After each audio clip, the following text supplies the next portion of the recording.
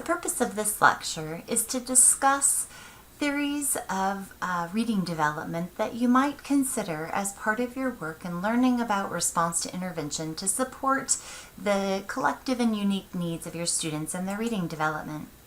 Now, I can tell you from years of experience with assessment in particular that understanding child development is critically necessary for being able to understand and interpret assessment data. Now, oftentimes in the world of assessment, we take for granted that tests measure what they say they measure, and that the scores they produce tell us everything we need to know about children. We trust test results like gold. But the truth is that without a full understanding about the developmental sequences behind the scores, it's very difficult to interpret the results and to make sense about next steps. Understanding theories of reading development in particular, I think will make a tremendous amount of difference for you as you consider the assessment data that you have now and that you have coming to you. So, let's get started in thinking about reading development. Please read this.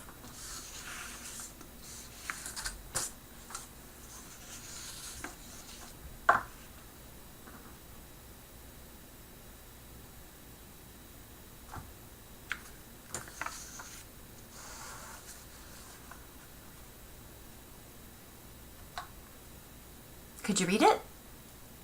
Now, I bet that the majority of you were able to read it because you're not a normal distribution of the adult population. You're relatively educated and informed about what constitutes reading. But I want you to think about why you were able to read it. The passage explained to you that you didn't decode every phoneme of every word. Rather, you noticed the first and the last letter, you noticed patterns in the print, you used your prior knowledge and experience to basically fill in the gaps between those very specific pieces of information, and you continually assessed for meaning, so that if by chance you incorrectly identified or guessed about a word, you readjusted as you read on. So how do we do that? How do we get to be fluent readers? How is it that we moved beyond decoding every single phoneme? Because that's what new readers do.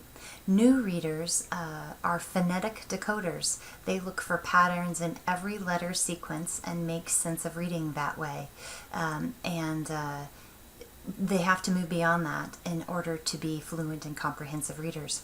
And that process involves many smaller essential steps of early literacy development that really help to contribute to our understanding of the process of becoming a reader. And it's very important that we attend to that. Now, we've discussed really the moral imperative for this process, and it goes back to the Matthew effect, which more or less explains to us that the development of reading skills is a bit like compound interest.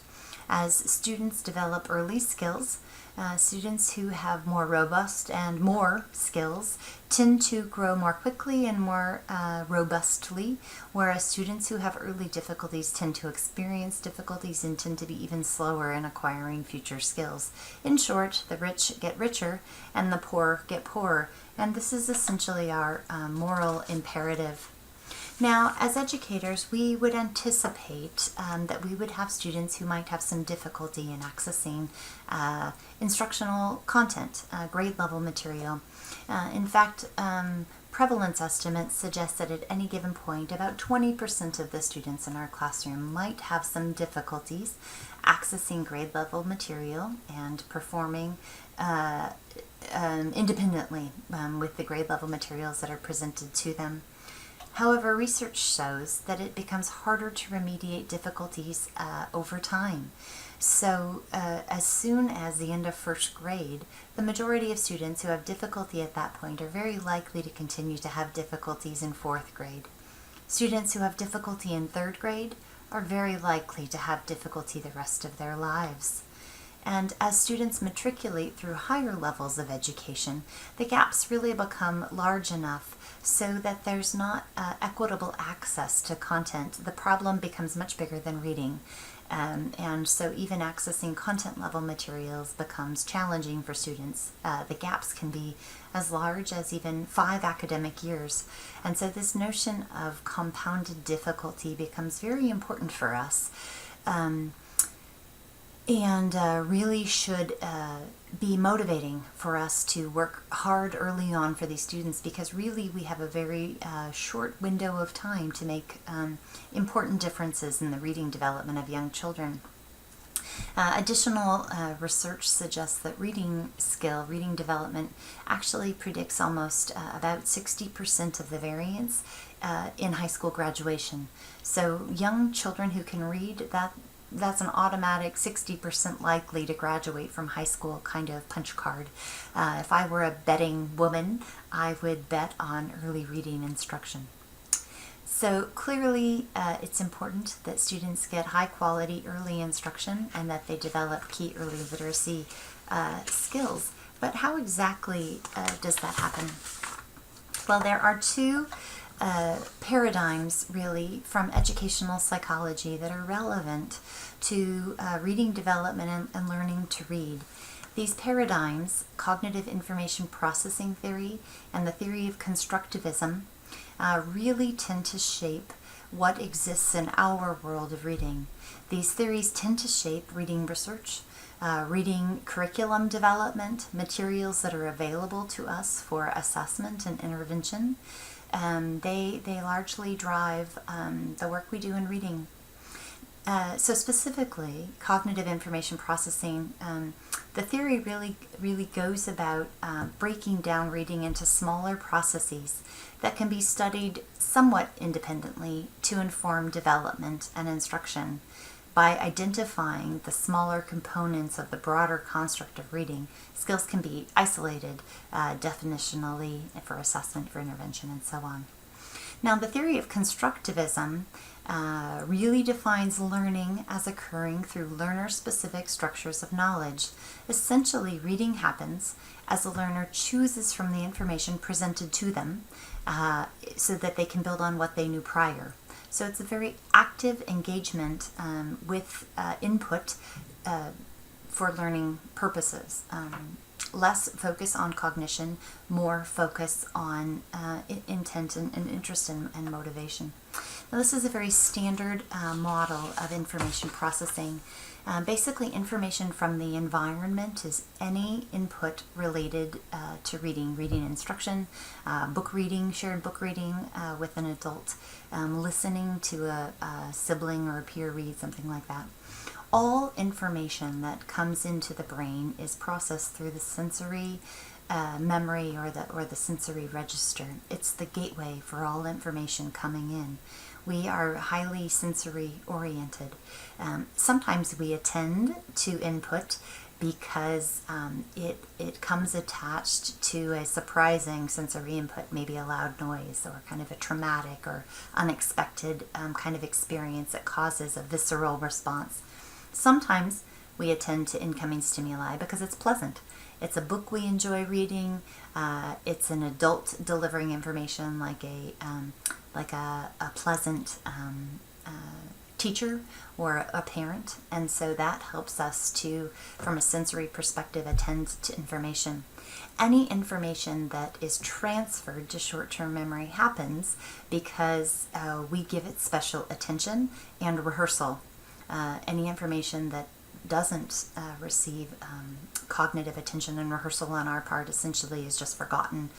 We just, it just doesn't become part of our cognitive process. Now, any information that moves on to short-term memory must be recognized and rehearsed through executive functioning, that executive attention, within about 20 to 30 seconds. Otherwise, it's forgotten and discarded as well.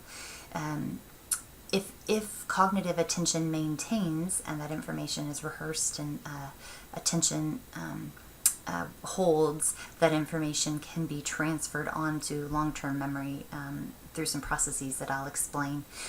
But I want to just give you an example of how short-term memory can sometimes cause difficulties for early readers. So for example, short-term memory can become overloaded. So if you think about a multisyllabic word, for example, and a student who has difficulty with early decoding and phonemic skills, the student could actually feel so much pressure in attending to the discrete components of the multisyllabic word that the system essentially becomes overloaded, and the attention fails, and the activity is just forgotten.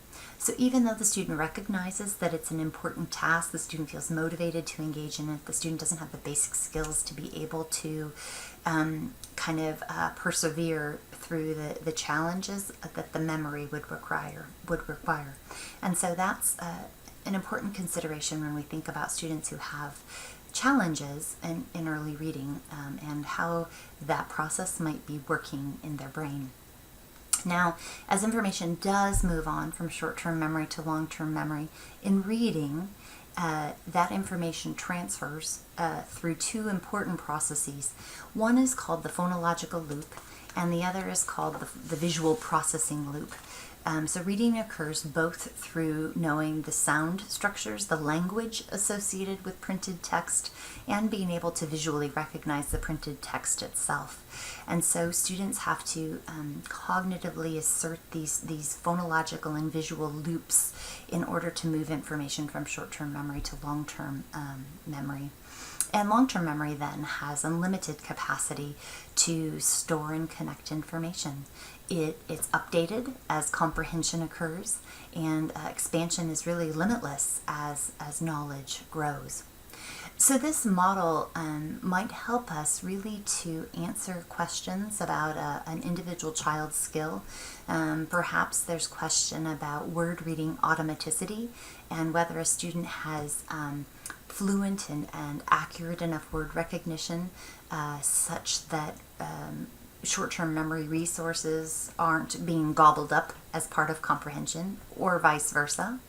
A model like this might help us to think about that visual and phonological loop, and if that could be causing some challenges for students moving information from short-term memory to long-term memory. Sometimes students who have difficulties with early reading, attributions are made to the student themselves, to motivation, to interest, to perseverance, and sometimes there are actually some cognitive limitations that can be attended to through instruction, but that can be explained from a cognitive lens. Now, the theory of constructivism, as I suggested earlier, really emphasizes the student's active role in learning, the interactions that they have with the people who are part of the learning context, and their value structure and prior experience. Constructivism, the theory of constructivism, really requires the belief that there are many right ways to learn to read, for example, because the focus of the theory is at the individual level. It suggests that every individual has a different experience. Every individual uses his or her prior knowledge to interpret the current context and to arrive at the next set of steps, really. Now, Piaget is really thought of as the father of constructivism. He articulated that we learn through assimilation and accommodation, assimilating and accommodating what we already know, our prior knowledge, through the process of disequilibrium. Basically, his idea was that if we get new information that is a logical extension of what we already know, we simply assimilate it into our knowledge base. If we receive new information that challenges what we knew prior, we can accommodate what we knew prior to land at a new understanding of the world, essentially. And the tensions involved in this process of learning is called disequilibrium. Now, Piaget also articulated that if disequilibrium becomes too great, if there are too many challenges, if the information coming in is too disparate from what is known prior, produces too many challenges for the individual can just disregard the new information altogether. And so this can help to explain learning or not. Now, Piaget was a stage theorist, and he suggested that learning occurs in stages, though these were not absolute. And so Piaget would say that learning, while stage-oriented, really is an individual experience based on prior learning and new experience. And oftentimes the theory of constructivism is attributed to Lev Vygotsky as well. He's a major contributor because he really expanded on Piaget's notions of the individual process of learning to include the social nature of learning. Vygotsky was very interested in the role of language and culture on learning. And a good example of this with reading development is shared book reading. So there are components of shared book reading which are very text-oriented. And then there are components of shared book reading which are very social at root. And so there's the actual reading of the book, and then there's the interaction with the adult. There's the shared value structure, there's the language, the culture, the values, the interests, the components of shared book reading that make the experience relatively richer and individualistic for young kids. Now this expands into, and so Piaget developed this interest in how adults could really enhance and maximize the learning of young children, which of course, as we know, became conceptualized as a zone of proximal development. And as educators, we are taught to think about how we can engage with this zone of proximal development using modeling and scaffolding and coaching, and then even kind of removal of those supports over time to move toward independent learning. But that the role that the adult can play in the process of learning socially, it can be very important for the child's ultimate acquisition of skill. So there's these two primary paradigms, really, that help to explain the bulk of the work that occurs in the area of reading. These ideas are really central for how reading should be taught. There's a lot of discussion and debate about this, and I'm sure you've personally experienced ongoing disputes about the best way to teach reading, or perhaps you've been forced to read about the reading wars of the latter half of the 20th century and arguably ongoing. These disputes about how instruction should look can lead to really debates about how assessment should look, what we should test as it relates to reading, what proficiency means. If you think about the two different paradigms of reading development, they could reasonably drive very different models of assessment and proficiency. And then perhaps worst of all, these conflicts can turn into disputes about the relative quality and merit of instruction altogether, and really could lead to conflicts around the value of our learning blocks for language arts and reading in particular. And unfortunately, this is a very typical cycle in K-12 education, at institutes of higher education, as debates occur about training new teachers, even at the policy level, as policymakers think about how do we want to define what reading is and to select materials accordingly. But this doesn't have to be your experience. Part of my intent in sharing this information is to help you think about what your active role could be in evaluating the way you engage in instruction, the way you think about how early reading learning is promoted and supported, and how individual differences are really met.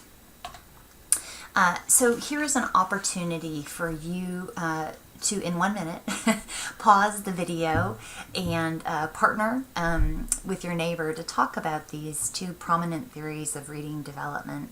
Then you might share them out with the group. Perhaps you're experiencing some of the conflicts or tensions or disputes I mentioned. I recommend maybe about 15 minutes that you might spend just visiting and sharing out about this. And specifically, as you talk, you might discuss your thoughts and reactions to the psychology theories. You might give consideration to your training, how it matches the conceptualizations or doesn't, and then to your current day practice. How do the materials that you're asked to use match to the theories? What about your practices? What about your personal beliefs? Now, I would also really encourage you to make note of any thoughts or questions that might still be forming. One of the challenges I think we have as professionals is defining our conceptual frameworks for the work we do. And I encourage you to give intentional thought to what your informed theoretical orientation for reading development is. It's my belief it will help your clarity for instruction. It will help your clarity for supporting individual students and your clarity for the importance of reaching all learners. So I will leave you to have your discussion. Enjoy.